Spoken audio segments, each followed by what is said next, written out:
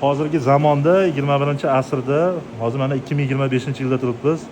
Iltimos, kesish yo'li juda ham kamayib ketgan. Biz mana oxirgi 2-3 yilda umuman kesib amaliyot qilganimiz yo'q. Laparoskopik qilamiz yoki bo'lmasam endoskopik yo'l bilan bartaraf qilamiz bunday muammolarni.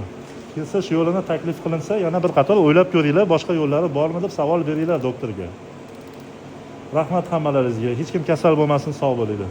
Assalomu alaykum. Azizlar, bugun bizda navbatdagi siri tosh kasalligi bilan bemorimiz operatsiyasi bo'lib o'tmoqda.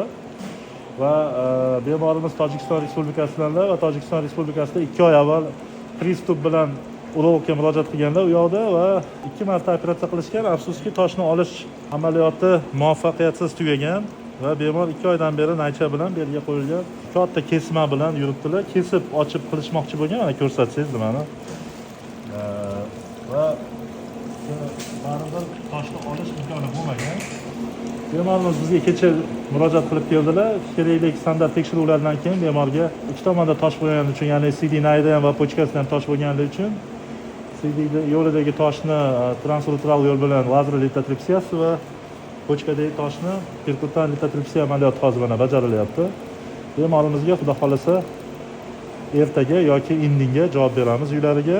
Sizlarda ham shunaqa tosh kasalliklari bo'lsa, albatta professional urologlarga murojaat qilinglar.